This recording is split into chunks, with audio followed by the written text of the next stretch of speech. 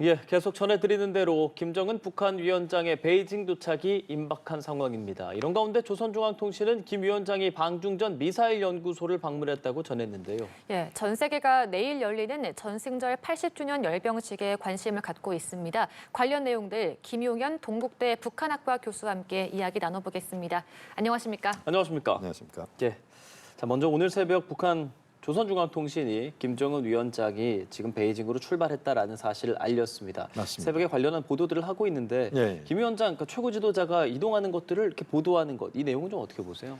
굉장히 이례적인 겁니다. 매우 이례적이다. 북한이 그동안 이제 중국을 최고 지도자가 방문하거나 예. 또는 러시아를 방문하거나 이런 경우에 미리 또는 그 진행 과정에서 그러니까 열차를 타고 가는 과정에서 공개하는 사례는 거의 없습니다. 그러니까요. 왜냐하면 이제 경호 문제가 우선 가장 김정은 위원장 입장에서는 중요하다고 봐야 되고 또 예. 방중을 추진하는 입장에서도 이제 경호 문제를 굉장히 중요하게 생각을 할 수밖에 없잖아요. 이번에 보면 이제 조중 우이교의 이 벽을 치는 거랄지 이런 예. 모습들을 봤는데 굉장히 그 신중한 그런 운행을 하고 있는 상황에서 예. 이번 같은 경우는 오늘 새벽에 그러니까 지금 그 북한에서 중국 국경을 넘었다는 내용이 나온 뒤에 예. 그 조선중앙통신 보도를 한 겁니다. 예. 그러니까 사실상 중국으로 들어간 이후부터는 보도를 하는 모습을 이번에 보였는데 과거에는 거의 없었던 그런 이례적인 일이다. 이렇게 봐야 됩니다. 사진까지 공개를 했잖아요. 그럼 맞습니다. 그렇게 이례적으로 보도를 하는 배경은 뭐라고 생각해야 할까요? 결국 이제 그 김정은 위원장이 이 중국을 방문하는 것 자체가 정상 국가의 지도자로서 간다. 또 중국 방문에 대한 자신감 뭐 이런 부분들을 좀 표현한 것이다 이렇게 봐야 되겠습니다. 또 김정은 위원장 체제가 매우 안정적으로 작동하고 있다. 그러니까 김정은 위원장을 위해하려고 하는 세력이랄지 이런 것들은 없다. 뭐 이런 것을 보여주는 차원에서 아예 대놓고 김정은 위원장의 동선을 사실상 이제 알려주면서 방문하는 뭐 그런 일정을 보였다. 그렇게 봐야 되겠습니다. 예, 또한 김 위원장이 베이징으로 출발하기 전에 ICBM 관련 연구소를 방문한 사실 또한 공개했습니다. 네네. 이것도 의미가 있다고 보시나요? 그렇습니다. 이제 굉장히 큰 의미가 있다고 봐야죠. 예. 과거에도 보면 김정은 위원장이 중국이나 러시아를 방문할 때 특정 그 현지 지도를 했습니다. 특정 지역에. 예를 들면 이제 주로 이제 군사 시설을 만드는 또는 군사 시설 밀집 장소를 방문하거나 이런 경우들이 있었는데 이번에도 역시 그 화학종합연구소란 명칭을 갖고 있는 아마 이 지역이 아마 자강도나 이런 예. 지역일 겁니다. 그러니까 외부에는 알려지지 않는 특수한 무기 체계를 만드는 시설이다 이렇게 봐야 되고 예. 거기가 이제 이번에 보면 ICBM을 만드는 그런 연구소로 자신들이 이미 이번에 이제 공개를 한 겁니다. 위치는 이제 특정하지 않았습니다만 그래서 화성포 20평을 만드는 엔진을 지금 이제 만드는 그 과정을 김정은 위원장이 봤다 이렇게 지금 선전을 하고 있습니다. 그렇죠. 그러니까 그동안 이제 북한이 갖고 있었던 ICBM은 화성포 19형까지였습니다. 예. 한 1만 4천 킬로 정도 날아가는 그러니까 미국 전역 타격이 가능한 그런 ICBM이라고 봐야 되는데 그거보다 좀 더 진전된 화성포 20형을 이야기를 한 것은 결국 미국을 향해서 북한이 이런 정도의 능력을 갖고 있다. 지금 이제 김정은 위원장의 방중이 전 세계적 관심을 지금 모으고 있는 시점에서 예. 이런 이제 특수한 군사 시설, ICBM을 만드는 그런 공장을 아예 대놓고 보여주는 것은 결국 트럼프 대통령을 향해서 북한의 능력이 충분히 있다. 그리고 그 과정에서 트럼프 대통령도 김정은 위원장을 주목해야 되지 않느냐 이것을 좀 과시하는 행보다 이렇게 봐야 될 것 같고 또 하나는 이제 이번에 이제 중국 러시아의 최고 지도자를 또 만나는 자리 그렇죠. 아니겠습니까? 이걸 통해서 북한이 이런 능력을 갖고 있다는 것을 다시 한번 중국 러시아 지도자에게도 환기시키는 그런 효과를 노렸다 이렇게 봐야 되겠습니다. 그러니까 미국에게도 이야기를 하면서 나란히 앉을 북한, 중국, 러시아 역시 다 우리가 핵 갖고 있는 나라다라는 것을 또 동일시하겠다 뭐 이런 뜻으로 해석할 수가 뭐 있겠군요. 그런 능력을 갖고 있다는 걸 보여주는 거죠. 이번에 지금 같이 동행한 인원들 좀 살펴보면 예, 지금 예. 최선희 외무상을 비롯해서 당정 간부들은 같이 수행을 하는 것으로 전해지고 사진에서도 좀 볼 수가 있었어요. 맞습니다. 다만 관심이 되는 것은 뭐 딸 주애라든지 리설주 여사 아직 사진이나 함께 가는지 여부는 공개되지 않은 상황인 거죠. 그렇습니다. 이제 이것이 이제 또 예. 하나의 관심 포인트죠. 그동안 이제 김정은 위원장이 중국을 4차례 방문하면서 3번에 걸쳐서 이설주와 동행을 했습니다. 예.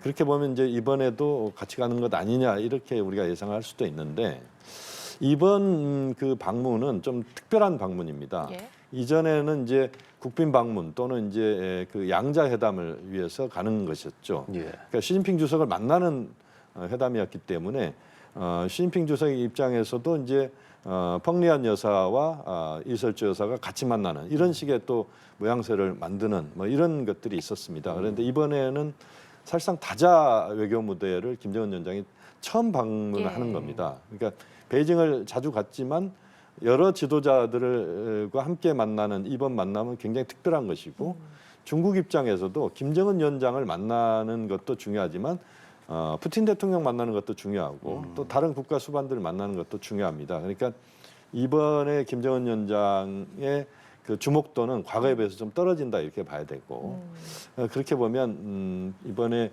이설주의 동행 여부는 현재로서는 좀 반반이다 이렇게 봐야 될 것 같고요. 또 일부에서 이제 김주애를 데리고 가는 것 아니냐 뭐 이런 예. 이야기도 나오고 있는데 이 부분도 좀 더 몇 시간 후에 대체로 알려지겠습니다만 이 부분도 반반이다 이렇게 봐야 되겠습니다. 예. 그렇다면 김정은 위원장이 지난달 29일에 네네. 러시아 파병 과정에서 전사한 장병들의 유족을 만났습니다. 그리고 그 자리에서 눈물도 흘리는 모습 보였고 가족들 책임지겠다 이렇게 예, 했는데 예. 저희가 좀 계속해서 그런 의미를 좀 여쭤보는데 이것 또한 의미가 있다고 보시나요? 그렇죠. 그것도 뭐 의미가 충분히 있다고 봐야 되겠죠. 계산된 행보다 이렇게까지 보기는 좀 어려울 수도 있습니다만 두 가지 점을 하나 지적을 해야 됩니다. 하나는 이번 그 김정은 위원장의 행동, 그러니까 전사자 장병들 유족을 만나는 이 과정들을 보면 하나는 지금 이제 우크라이나 러시아 전쟁이 지금 거의 종전을 향해서 가고 있습니다. 예. 그러니까 거의 끝나가고 있는 것이죠. 그러니까 김정은 위원장의 입장에서는 이제까지는 파병 과정을 비공개로 했습니다만 이제는 공개하면서 실제 뭔가 정리의 어떤 과정들 속에서 이제 파병 전사자들에 대한 위무 이게 이제 굉장히 중요한 내부 내치를 위해서는 중요한 부분이 하나 있는 것이고 또 하나는 이제 푸틴 대통령을 향해서 보여주는 겁니다. 그러니까 우리의 전사자들이 이렇게 많이 나왔고 또 이 전사자들 때문에 지금 러시아가 우크라이나 전쟁에서 상당 부분 이득을 봤는데 여기에 대한 반대급부가 있어야 되는 것 아니냐 이것을 좀 보여주는 것이죠. 그러니까 김정은 위원장 입장에서는 이 청구서를 사실상 내미는 것이다. 생색을 내는 거군요. 실질적으로 이제 푸틴 대통령과의 만남이 예. 그 전에 몇 차례 만남이 있었습니다만 파병 이후에는 푸틴 대통령과 김정은 위원장이 만난 적이 없습니다. 그러니까 파병 이후에 첫 만남이니까 이 첫 만남에서 북한의 기여도를 푸틴이 정확하게 이해해 달라. 그리고 거기에 대한 상응하는 그런 조치들을 해야 되는 것 아니냐. 이것을 간접적으로 좀 보여주면서 또 시위하는 뭐 이런 성격이다 이렇게 봐야 되겠습니다. 예, 각국의 이해관계도 잠시 뒤에 좀 짚어보도록 하겠고 네. 이번에 김정은 위원장이 방중을 하는 것에서 가장 큰 의미를 둘 수 있는 것 중 하나가 결국에 외교 다자 외교로서 대비를 하는 것이지 않습니까? 그렇습니다. 양자가 아니라 네네. 그렇게 나서게 되는 배경은 뭐라고 생각하세요? 그렇습니다. 지금 이제 이번 방중의 아주 중요한 특징이 하나를 꼽으라면 다자입니다.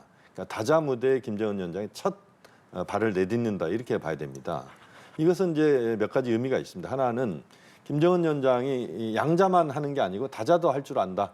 또는 다자 무대에서 김정은 위원장이 역할을 한다. 이것을 보여주면서 이제 나는 정상적인 국가의 지도자다. 이것을 이제 보여주는 측면이 하나 있다. 이렇게 봐야 될 것 같고요.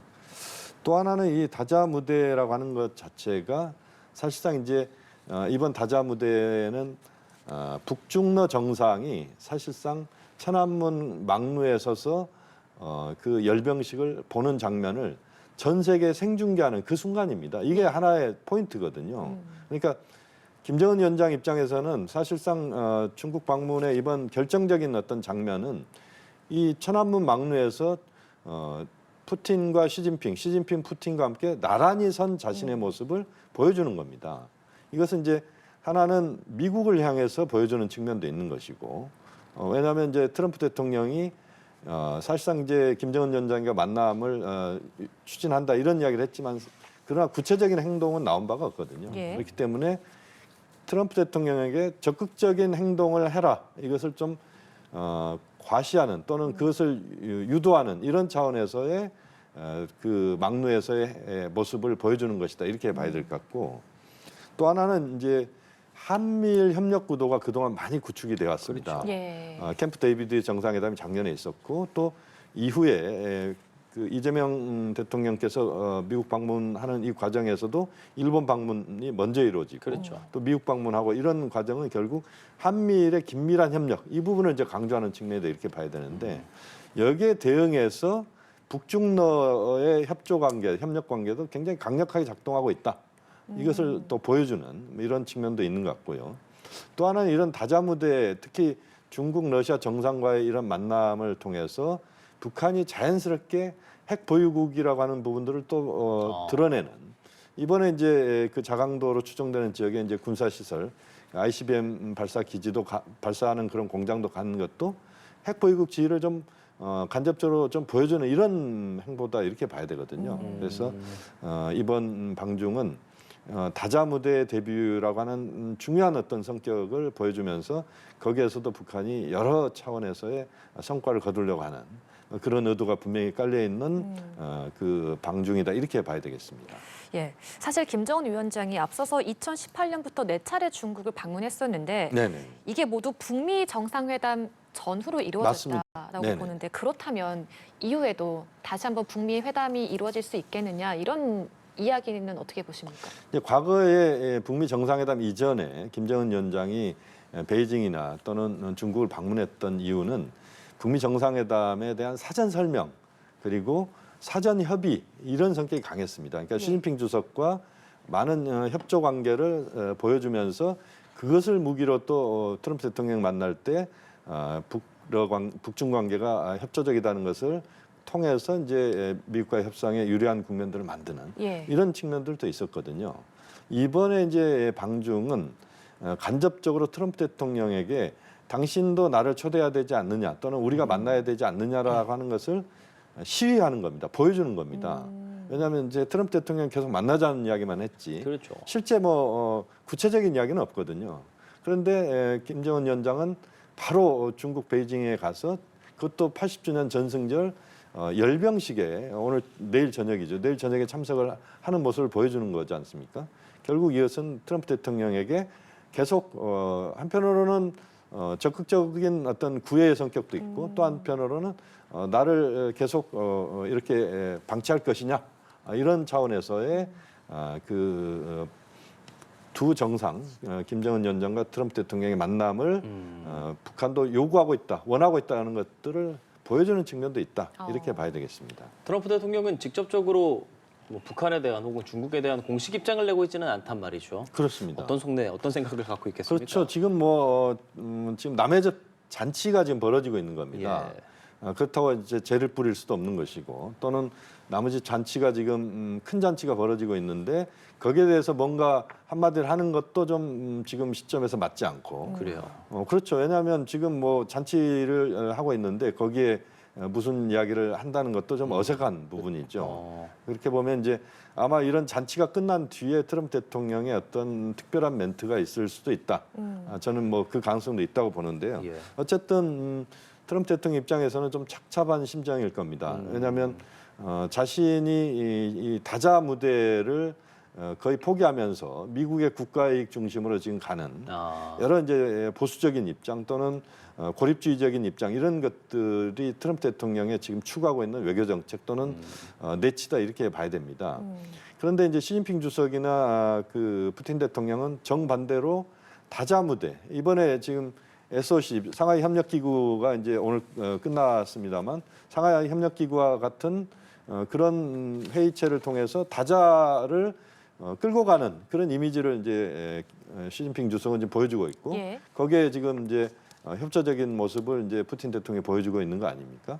예, 그렇게 보면 사실상 트럼프 대통령은 지금의 이런 잔치를 보면서 그 미국의 국가이익 중심으로 가면서도 또 이 다자라고 하는 부분들에 대해서 또 다른 차원에서 좀 더 필요성들을 또 의식하지 않겠느냐 하는 뭐 그런 판단도 해볼 수 있을 것 같습니다. 지금 그 말씀해주신 상하협력기구 정상회의 진행이 됐는데 네네네. 지금 중국이 이렇게 열병식 앞두고 SCO 회의한 것도 그렇고 텐진 선언도 발표했고 이 자리에서 김정은 위원장을 부른 것, 이 모든 것들이 결국은 미중 간 갈등이 고조된 상황에서 미국을 견제하기 위한 중국의 전략이다 이렇게 볼 수 있는 거죠. 뭐 그런 측면이 분명히 있다고 봐야죠. 그러니까 미중 갈등이라고 하는 것은 굉장히 격렬하게 부딪히는 측면도 있고 또 한편으로 협조적인 측면도 있습니다. 그러니까 미중 관계를 갈등 관계로만 볼 수는 없는 것이죠. 다만 이제 지금의 이 상황들을 보면 상하이 협력 기구의 출발 자체가 원래 그 미국의 대중국 포위 전략에 대한 반대 형태로 그러니까 거기에 대한 그 중국이 그것을 반대하는 그런 차원에서 그 중앙아시아 국가들과의 그 협의체를 만든 겁니다. 이런 차원에서 보면 미국 입장에서 또는 중국 입장에서 이번 상하이 협력 기구나 또는 전승절에 대한 입장들은 서로 굉장히 좀 불편할 수 있는 미국은 불편할 수 있고 중국은 이것을 적극적으로 활용하는 이런 측면이다 이렇게 봐야 되겠습니다. 활용한다는 게 미국을 좀 불편하게 해서 어떤 협상의 카드로 쓸 수 있도록 하겠다 이렇게 해석하면 되는 물론 겁니까? 이제 그런 측면도 있을 것 같고요. 지금 그 시진핑 주석 입장에서는 자신이 지금 중국 국내에서도 원로들에 의해서 조금 그 권력이 약화되는 측면들도 보이고 있는 뭐 이런 징후들이 있습니다. 이런 것을 보완하는 측면도 있고 외교적으로도 시진핑 주석이 어떤 다자 무대를 주름잡는 사람이다. 이것들을 좀 보여주면서 예. 그러면서 이제 미국을 압박하는 뭐 이런 과정이다 이렇게 볼 수 있겠습니다. 예. 자, 언론에서는 이제 내일 전승적 열병식이 진행이 될 것이고 그렇다면 그 세 명의 정상 푸틴, 시진핑, 김정은 이 세 명이 나란히 있는 그 화면을 주목하게 될 겁니다. 네. 자리 배치 같은 것도 어느 정도 공개가 됐죠. 지금 이제 그 러시아 쪽에서 나오는 이야기인데요. 예.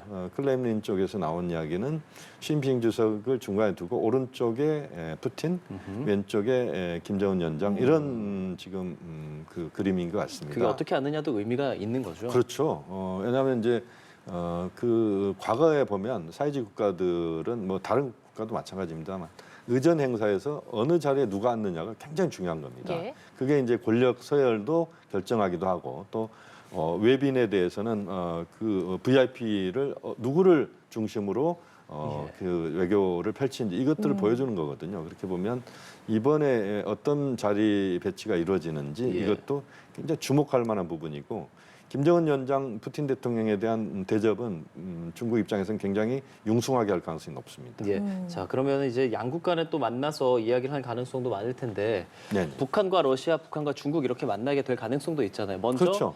북한과 러시아가 만난다면 어떤 내용을 좀 중점적으로 말하겠습니까? 북한과 러시아의 그 최고 지도자의 만남은 예.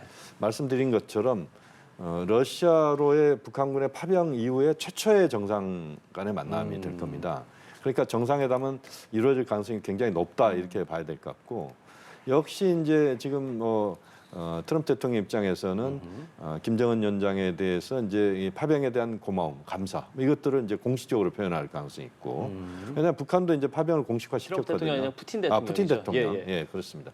푸틴 대통령에 대해 푸틴 대통령이 이제 그렇게 예, 이야기할 고마움을 가능성이 표시할 있고 가능성이 있고 그다음에 이제 김정은 위원장 입장에서도 푸틴 대통령에게 여러 가지 지금의 어떤 국제 정세 속에서 북한과 러시아의 협력 관계 강화, 이 밀착 관계가 더 앞으로 진전돼야 된다. 또 그 과정에서 이것이 공식적인 이야기가 나올지는 모르겠습니다만 파병에 대한 여러 가지 그 러시아의 그 대가 예. 이것을 좀 포장해서 이야기할 가능성이 굉장히 높다 이렇게 전망이 됩니다. 이 잔치의 주인은 중국이란 말이죠. 그렇습니다. 중국이 본인 왼쪽에다 김정은 위원장을 앉힐 정도로 지금 북한은 어쨌든 초청을 한 상황인데 네. 중국과 북한은 어떤 이야기가 중점적으로 갈까요? 지금 뭐 북중 간에는 우리는 이제 북러 관계가 긴밀하게 되면서 북중 관계가 소원해진 것 아니냐 이런 이야기를 하지만 그렇지 않습니다. 북러 관계가 더 예전보다 발전한 것이고 예. 북중 관계는 여전히 유지가 되어 왔던 것이고 그렇게 보면 이제 북중 간에 아주 그 불편할 현안은 없다 이렇게 볼 수 있습니다. 그렇게 보면 이제 북중 간의 전통적인 우애 관계, 그다음에 이제 또 하나는 북한과 중국 입장에서 공통점, 이번 열병식 공통점이 하나 있습니다. 뭐죠? 그래서 이제 중국 입장에서는 항일 80주년, 항일 전쟁 80주년 기념 행사고, 북한도 이제 그 중국과 그 항일 무장 투쟁을 했다. 이게 이제 북한에서 공식적으로 이야기하는 것이고, 실제 팩트로서도 존재하는 부분이 분명히 있습니다. 그래서 예. 항일 그 협력을 했던 것에 대한 회고, 그 과정에서 실질적으로 앞으로 북중 간의 긴밀한 협력 관계를 이어가자. 또 이것이 이제 공식적인 내용까지 포함될지 모르겠습니다만, 이제 중국과 북한 간의 경제 협력을 좀 더 긴밀하게 하는 문제랄지 여러 가지 부분들이 논의가 될 수 있다. 그러니까 유엔 제재가 지금 작동하고 있기 때문에 공식적인 언급은 쉽지는 않습니다만, 예. 그러나 북중 간에도 긴밀한 협력 관계를 보다 강화하는 뭐 이런 이야기들이 분명히 정리가 될 거라고 봅니다. 그렇다면 북중러 이 3국의 정상회담이 열릴 가능성에 대해서는 어떻게 보십니까? 그게 이제 가장 예. 관전 포인트입니다. 그렇죠. 이번 정상 그 김정은 위원장의 방중에 두 번째 그 포인트라면, 첫 번째는 이제 이 천안문 열병식의 새 지도자가 서는 이유, 이게 이제 첫 번째고, 두 번째는 북중러 정상이 회담 또는 환담을 할 수 있는 그런 장면들이 나오느냐 하는 예. 여부입니다. 이제 북중러 정상 간의 만남이 회담 형태로 이루어진다면 이것은 이제 한미일 협력 구도에 대한 이제 대항마로서 북중러 협력을 상징적으로 보여주는 측면이 있는 것이죠. 과거 냉전 시대에도 보면 이제 북중러, 당시에는 북중소였습니다. 북중소 대 한미일 간의 이 대결 구도가 굉장히 그 동아시아, 동북아시아에서의 이 외교 관계의 어떤 그런 큰 틀이었습니다. 그런데 이번에도 이제 그런 모습을 보여주면서 한미일 대 북중러의 이제 대결 구도 또는 이런 구도가 만들어지느냐의 부분인데, 중국 입장에서는 이제 이것이 한편으로 필요한 부분이면서도 또 한편으로는 껄끄러운 부분일 수도 있습니다. 왜냐하면 지금 이제 중국은 G2를 지향하고 있죠. 그렇죠. G2 국가죠. 그러니까 미국과 견줄 수 있는 중국, 이것을 이야기하고 있는데, 북중러 이 구도에 중국이 거기에 고착돼 버리면 예. 사실상 이제 중국이 미국과의 어떤 그 G2 국가로서의 이 세계 경영의 이런 뭐 이미지랄지 또는 그렇게 가는 경로들을 좀 억제시키는, 그것을 좀 뒷다리를 잡는 그런 부분이 있거든요. 그래서 중국은 이 부분에서 굉장히 좀 유연한 접근을 할 가능성이 높습니다. 이제 북중러의 협력 구도를 매우 중요하게 받아들이면서도, 또 하나는 중국은 끊임없이 국제사회에서의 어떤 주도적 국가를 역할을 한다. 이것을 또 보여주는 이런 두 가지 것들을 다 갖고 이번 한 그 북중러 정상 간의 만남을 거기에 이제 중국은 그런 식으로 대응할 가능성이 높다 이렇게 봅니다. 친하게는 지내면서 일종의 또 거리두기도 할 수 있다. 뭐 이렇게 그렇죠. 생각해 볼 수 있겠네요. 네네. 그래서 계속 얘기하는 거지만 이제 북중러, 한미일 네. 이게 어쩐지 좀 대결 구도로 신냉전 구도로 계속 가고 있는 것은 부정할 수 없습니다. 우리나라 입장에서는 우원식 국회의장이 대표로 참석을 합니다. 맞습니다. 뭐 직접적으로 뭐 만나거나 혹은 북한과 소통하거나 이럴 가능성은 좀 희박하다고 여겨지기는 하죠. 현재로서는 뭐 제가 볼 때는 좀 희망의 영역이지 않느냐는 부분입니다. 지금 이제 북중러의 구도 속에서 이번 그 우원식 의장의 방중은 물론 중요합니다만, 예. 그러한 이제 그 중국 입장에서 보면 중요도는 떨어지는 건 분명한 사실이거든요. 네네. 그렇게 보면 그 우원식 의장과 김정은 위원장의 만남이랄지 이런 부분들은 현실적으로 좀 쉽지는 않은 것 같고요. 아마 이제 만찬장이랄지 또는 이런 행사장에 김정은 위원장이 나타난다면 예.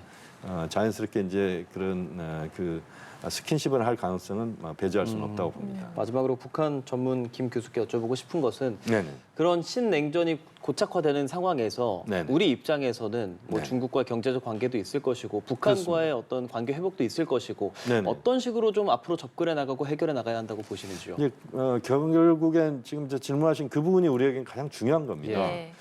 궁극적으로는 남관계 개선, 이게 이제 우리에겐 모든 그 현재의 그 남관계 또는 한반도 정세를 풀어가는 데 있어서 또는 동북아시아에서의 우리의 외교의 결절점은 거기에 가 있어야 되는 거 아니겠습니까? 그렇죠. 그렇게 보면 이제 남관계를 풀어가는 데 있어서 이번 그 중국의 전승절 행사를 우리가 또 활용하는 측면도 분명히 있어야 될 것 같고요. 예. 한미일 협력을 우리가 기반으로 또는 한미 동맹을 기반으로 하는 것은 굉장히 중요하다고 보고 이게 중심축일 수밖에 없습니다. 예. 그렇지만 우리의 한중 관계, 한러 관계 이것도 적극적으로 우리가 또 만들어가면서 남 관계를 궁극적으로 풀어가는 이런 쪽으로 우리가 가야 될 것이고 남 관계를 풀어가는 데 있어서 우리의 어떤 남 관계에 대한 우리 정부의 어떤 역량 이런 부분들도 점진적으로 우리가 좀 발휘를 하면서 상황들을 관리하는 것이 굉장히 중요하다고 봅니다. 알겠습니다. 내일 열리는 전승절 80주년 열병식에 김정은 위원장이 참석하고 또 베이징에 도착할 것이다. 그러니까 도착이 임박했다라는 것이 지금 알려지고 있습니다. 이런 가운데 관련 내용들 김용현 동국대 북한학과 교수와 이야기 나눠봤습니다. 말씀 고맙습니다. 고맙습니다.